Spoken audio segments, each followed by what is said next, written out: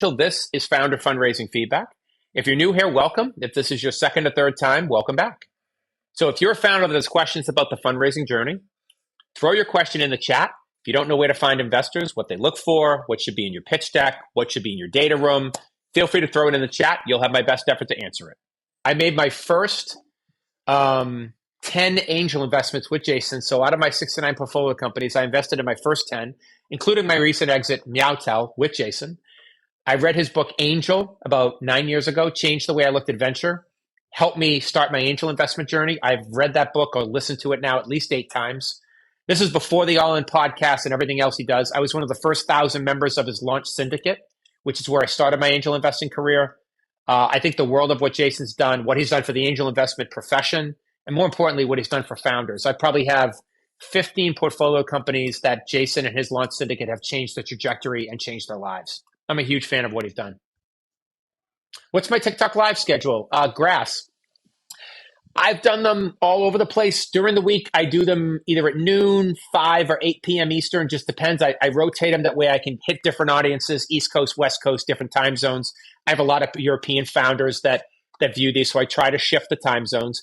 If you give me a quick follow, you'll get notified every time I go live. But you'll typically find me either at 12 p.m., 5 p.m. or 8 p.m. Eastern. Those are probably the 3 different time slots that I've done to try to accommodate for different following groups. Thanks so much for the question.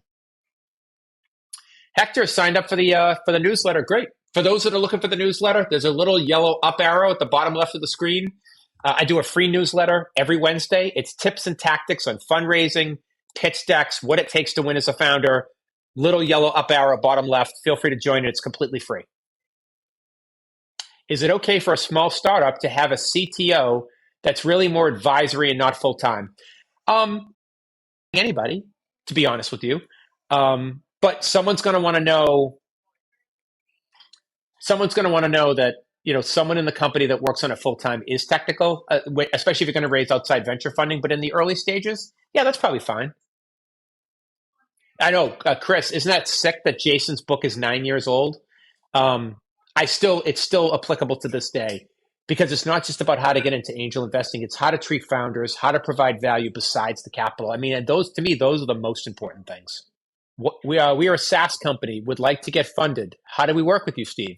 This is from Emil. Emil, I do a limited number of one-on-ones every week with founders to see if they're ready to fundraise. There's actually a link in my bio right here if you want to try to grab a time. Link in the bio. Thanks for your question, man, and thanks for being here. Do crazy people or ideas make better companies' investments? Trevin, both. I'll give you a great example. I know he's polarizing, but Elon Musk. Everybody told him you can't build an electric car company in the US. He's now the largest electric car company in the world. Everybody said there's no money in space. That's NASA's job. NASA's now his biggest client with SpaceX, which is probably going to go public in August. I love founders that have crazy ideas. I love founders that have vision. And I think you have to be a little bit crazy to be a founder. I do. I think you have to be a little left of center.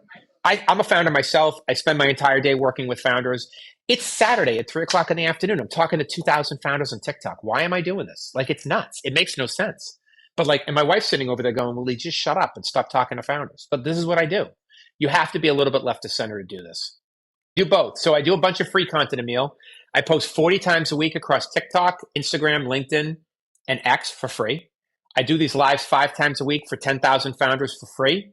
I have a newsletter, which is in the bottom left here, this little yellow arrow, comes out every Wednesday for free. But if somebody wants to work one-on-one with me, if they want me to help them do their raise, I do actually charge for that. Just like a doctor or a lawyer or an accountant or anyone else in the professional space. But you don't have to. 90% of what I do is free. My newsletter is free. My content is free. I probably put 30 to 40 hours a week into free content that people can take advantage of. I hope that answers your question, man. Do you think it's a good idea to launch a SaaS free to generate traffic then monetize later? Silvo, great question. I don't think it's a bad idea, but you have to have this thought. Investors are going to look at you differently if it's free. They're going to ask this question: what's your monetization plan? What's your free to paid conversion? When are you going to monetize? How are you going to monetize? Instead of having those questions, it's better to have them answered. So the sooner you create that premium tier or figure out how to flip that monetization switch, the less questions you'll have. I don't think it's bad to launch with a freemium tier. but you are going to have to get more validation and more customers. For example, I've had consumer companies that I've worked with launch a free tier, but they need to get 10, 20,000 users before it's validated versus if they had a paid service, maybe only 1,000 or 5,000. It just depends upon the route you want to take. Neither are bad, by the way. What's the right level of audacity and boldness? This is a great question. This is from Vita. Vita, I think it's audacity and boldness, but it's also humility.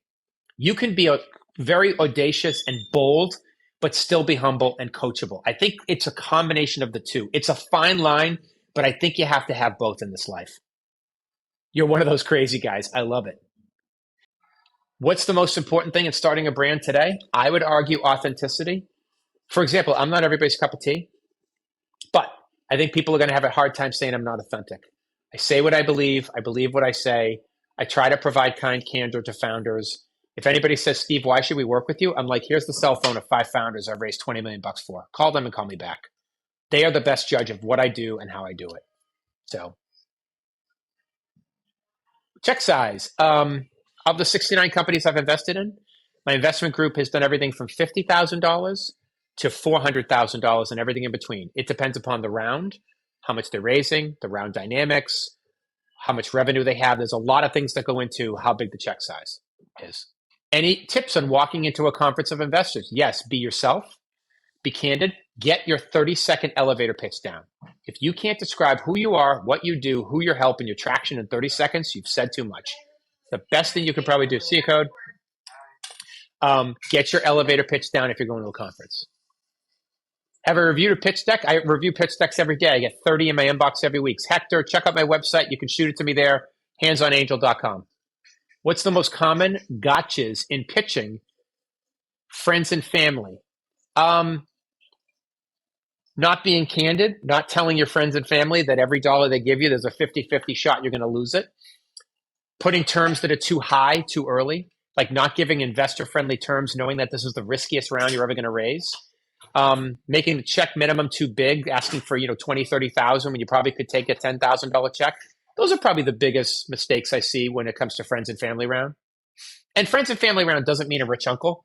It means a group of colleagues, people that know you, people that will write a check just because it's you. That's really what we're talking about. Have you ever worked with a decacon? I have not. $10 billion startup? I have not. $1 billion startup? I have. Maria, are we selling sauce today? For those that like hot sauce, my friend Maria, who's in the chat, Maria Sosco, she is a badass founder, builds the best hot sauce you sold a case, ever had. Let's do a little shameless plug because she is a badass and she comes here. Maria Sosco, hello, Verde Vixen, my favorite, and Maria Sosco, new flavor, unforgettable, and I can sing. So if you like hot sauce, check out our company, check out our content, Maria Sosco. She sells on TikTok live every single week. I love that she sold a case. Rob McCauley, the legend, sold 3 cases yesterday. Oh, look at you with the flex. 3 cases, no big deal. I love it. Should founders work with investment banks to advise on fundraising? They're going to take a pretty big piece. They're probably going to take 6 to 8% of every dime you raise. So should you? Only you can decide that. There probably are other ways to raise. If you're raising at a super early stage like pre-seed, absolutely not. If you're Series A, B, C, or later, maybe. What's the most important thing in the 30-minute pitch? First of all, don't ever do a 30-minute pitch. I hope you're saying 30 seconds. If you're doing a 30-minute pitch, I would run outside the room. 30-second, perfect. Here's what you're going to do. Who you are, the problem you're solving, how you're solving it, who you're solving it for, who's paying attention, what the ask is, and that's it. That's it. What's the benefit of a one-on-one? Emil, it just depends. So, for example, some of my founders want to pressure test their pitch deck because they don't think it's ready. Some founders have a great pitch deck and want to go to raise and don't know the strategy. Some founders want to talk about where to find investors. Some founders want to work on their target investor list. Some founders need introductions to service providers, like a legal structure for their raise. It depends upon where the founder's at in their journey and what we're trying to do. The first call I do is an intro call. It's to get to know your company, the problem you're trying to solve, where you are in the journey, where you are for revenue and customers. That's really the goal of the call. And then we create a strategy from there, man. That's really what it's for. But thanks for your question. Are there any real angel investors? I'd like to think so. I'm one of them. I've backed 69 companies. I've raised $1.4 billion for those companies in the last 9 years and had 11 exits. So I'd like to think I'm an angel investor. Yeah. Can you please repeat the 30-second points again? Sure. Mohammed, thanks for your question. Mohammed, who you are, what's the problem you're solving, who are you solving it for, meaning your customer, is anybody paying attention, meaning are they buying, what's the revenue, is it growing, how are you different from everybody else solving this problem, and then what's the ask? Do you need $50,000, $500,000? That's it. You should be able to do that in 30 seconds. I hope that's helpful, man. I don't have a huge opinion of the property management sector. It's just because I haven't spent a ton of time there, so I'm probably not the best person to give an opinion on it. For those that have questions or need more tips and tactics on how to fundraise, feel free to grab my newsletter. There's a yellow up arrow at the bottom left. Just click that. You can join my newsletter. It's free. It comes out every Wednesday, 11 a.m. Eastern time. Tips and tactics on how to raise money, where to find investors. Check it out. How can we get an intro call with you? Pretty simple. I do a limited number of intro calls every week with founders. There's a link in my bio right here if you want to grab a time. So check out that link in bio. Thanks for your question. Idea stage companies. I've only done one idea stage investment of my 69. And the reason was the founder was a multi-time founder, had built $1 billion company in the same space that he was launching a new company. That's the only time. So I am post-product, post-revenue. My best guidance at idea stage, spend time with customers instead of spending time with investors. How much is in your portfolio? 69 portfolio companies. We've raised $1.4 billion in capital. I've had 11 exits. So that's the number of companies in my portfolio. How much AI? More every day. I get 30 pitch decks a week. I'd say 80% of them have some them. Right now, probably 25% of my portfolio has AI, but that's growing pretty fast. Would you invest in the next Facebook replacement? I'd look at anything. I mean, I don't mind copycats. Mark Zuckerberg said MySpace is the number one platform out there. I can build it better. And now he's the biggest company in the world, and MySpace doesn't exist. I don't think it's a bad thing. What's the LTV of an AI customer? It depends if it's consumer versus business. It's what I will tell you is that AI is driving the price of technology down. So I don't think you're going to see people paying $100 per user per month for a Salesforce license going forward. I think that's going to change. I think you're going to see a lot of consumption-based models, like API models going forward. I think that's what you're going to see. How do you fund someone? Very carefully. Typically, I'm involved in pre-seed rounds that are using SAFE's simple agreement for future equity. My investment group will do a syndicate where we'll pool resources and put anywhere between $50,000 and $400,000 into an early stage round. To fund someone. The questions I'm asking is this a founder that's not going to quit? Do they have perseverance and grit? Is this a founder that can recruit people and talent to help them build a company? Because you can't do it by yourself. And is this a founder that can sell? Can they sell their ass off? Can they sell people to come work with them? Can they sell people to buy their product? Can they sell investors to invest in their company? Like, those are the main reasons why I'm backing founders more than anything else. I hope that's helpful, man. Getting investors for a hair salon, probably not venture, which is my specialty. That's probably more traditional private credit or a bank. I do early stage tech investing. So hair salon would fall under more of a services business. My best advice would be check out your local bank or whoever you bank with. Do you invest and stay a part of the company for yearly equity payments, or do you invest as an exit? So Lewis, everything I do is venture investing. None of the investments I've done have had a dividend or an equity payment. It's all been traditional venture that you're hoping for an exit. Would I invest in luxury? Tented Safari Lodge? Nope, not a tech company. That's not traditional venture and tech, which is what I do. It doesn't mean it's a bad idea. It's just not something I have any experience in, and I tend to invest in stuff that I have experience in. And I'm interested in supply chain. That depends. If it's a tech company in supply chain, if it's a Delaware corporation, if it has paying customers and revenue, sure. What's typical equity you take as an angel investor? The minimum we've ever taken in a single company is 0.5%. The most we've ever taken in a single company is 8%. Just depends. Like in the tequila company we just funded, we put $300,000 in and get 8% of the company, which was great. Champion, the best way to kickstart your company, build content, put it on TikTok, LinkedIn, get customers. That's the fastest path to revenue. It's not talking to investors. The fastest path to revenue is customers, always is. and they're non-dilutive, and it can give you runway. Do you invest in African startups? I have. My favorite African startup is a company called Fonbank, Fonbnk. My friend Chris, three-time founder, sold his last company to SoFi. However, in order for me to invest outside the United States, it has to be a Delaware C corporation. So I have invested in Africa, the UK, Germany, Australia, the Philippines, all of which were Delaware C corporations. Ever invested in hardware drone companies? I actually have. I invested in a company called Drone Seed, which uses drones to reforest areas that have had forest fires, California, for example. I invested in an early round of the company. I think they actually got acqui-hired maybe about 2 years ago. That's my only investment in drones. Biggest company you've invested in. My biggest exit to date is a company called Lemonade Health. I got in early. They got bought by 23andMe about 2.5 years ago for $400 million. That's my biggest to date. But I've got a couple of portfolio companies that I think can be bigger than that. I would venture that a couple of them could go and become a unicorn, which would be $1 billion valuation, which I would love, by the way. Is a uni starter program a good way to get started? I don't know a university starter.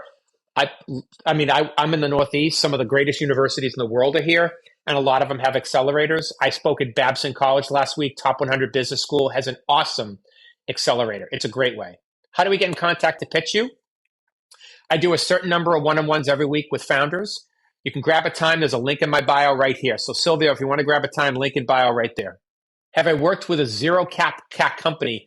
A lot of my founders had zero CAC in the beginning because they couldn't afford advertising. So it was all founder-led sales and organic. I love zero CAC companies. I love founders that can get users organically like this by doing lives on TikTok or posting content. I think that's a fabulous way to get customers. If a startup needs rounds for product awareness, do you invest in those? I do not invest in pre-revenue, pre-product startups. I'm post-product, post-revenue. Somebody said, how can we submit info to you? Check out my website, handsonangel.com. 1.4 billion raised is a big number, man. Yeah, it is a big number, but I've been doing it 9 years, and that's the aggregate amount of capital that the six. So it is a lot of money, but some of them have gotten to Series B. So like some of those bigger rounds, like one of my companies raised a Series B like $40 million at a $240 million valuation. I invested in a VC fund and have not seen any return for 3 years. Is that normal? Yes. So let me give you some stats. I have 69 investments. I've had 11 exits. I didn't have any exits for the first 5 years. All of my exits have come in the last 4 years. And they've been anywhere between $15 million and $400 million and everything in between. Venture is a long game. Most exits don't happen for between 5 and 10 years, if they happen at all. Yeah, so that's not unusual. The fact that you're 3 years in and have yet to have an exit, that's not unusual, unfortunately. It's a long process, Maria. It is not for the faint of heart, and it's not for the impatient. It just isn't. My first angel investment ever just exited 9 years ago. I invested in the company. I've been talking to the founder every month for the last 9 years. It's insane. Is there a best way to get deal flow by networking? Absolutely. Here's the best part. The longer you do it, the easier it becomes. So when I started doing this 9 years ago, most of my deals came from me going to demo days, me meeting founders where they are, searching out founders, that type of stuff. Now, 9 years later, because I have 69 portfolio companies and because I have a database of 1,000 investors that I've co-invested with in those companies, 90% of my deal flow is internal. It comes from people just shooting me deals every week. People going, hey, Steve, we met this awesome founder. We're in the round, would love you to participate. Or here, Steve, one of my portfolio companies will say, Steve, I met a founder that's totally dope 2 weeks ago. He looks like me. Can you help him like you helped me? I'm making an introduction.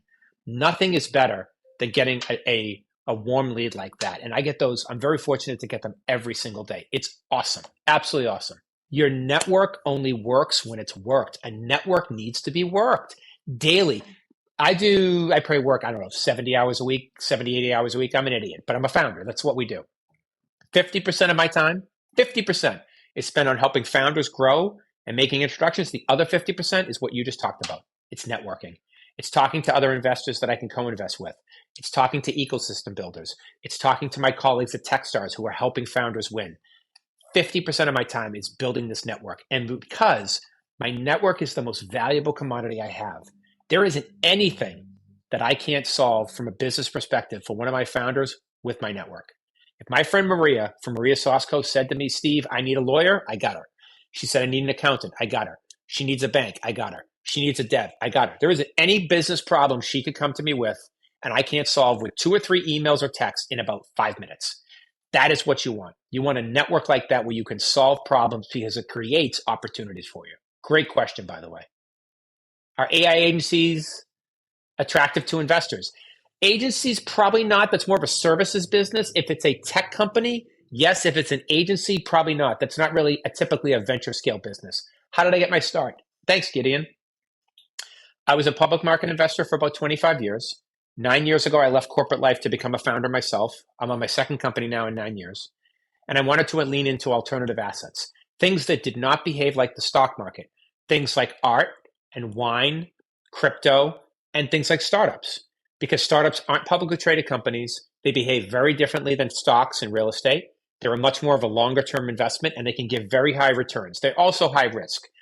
That's how I got my start. So I got my start by attending demo days, Y Combinator, Techstars, and meeting founders and asking them where they needed help and how my network could help them raise capital, grow, etc. And that's really where I got my start. That's how it all began 9 years ago. And now I've got 69 founders that I've invested in and work with.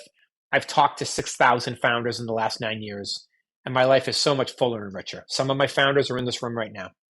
So I hope that's helpful. How do startups determine valuation? Carefully. At the early stage, it's really hard. It's really hard to price a company at pre-seed. What I will tell you is that having looked at 6,000 deals, most companies at pre-seed right now are raising $500,000 to $2 million, and the valuations are somewhere between $3 million and $10 million. That's 90% of the deals that I've looked at. That's what I would honestly tell you. Do I invest in specific industries? 80% of what I do is B2B, businesses selling to other businesses. So in the industries I've backed, ed tech, sports tech, health tech, fintech, logistics tech, prop tech, those are probably the most common. I don't do cannabis. I don't do biotech. I don't do anything FDA related. Costs too much money, takes too long. Those are probably the biggest ones.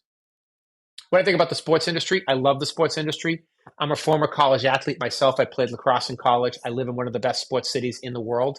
So I have invested in sports companies. It's been fun. So first of all, I want to say thank you to all the founders that asked questions today. Appreciate you. I want to thank my friend Maria for being an awesome moderator who comes in and does this because of the goodness of her heart. And for some reason, she has a liking for what I do. If you didn't get your question answered, don't worry. Just give me a quick follow. I do these 5 times a week. So come back and ask your question next time. If you want free tips and advice on how to fundraise, check out my newsletter. There's a button on the bottom left of the screen. It's a yellow arrow. Just click on that. You can sign up for my newsletter. It's completely free. Comes out every Wednesday at 11 a.m. Eastern time. And we'll see everybody real soon. And thanks for joining Founder Fundraising Feedback. Chat soon.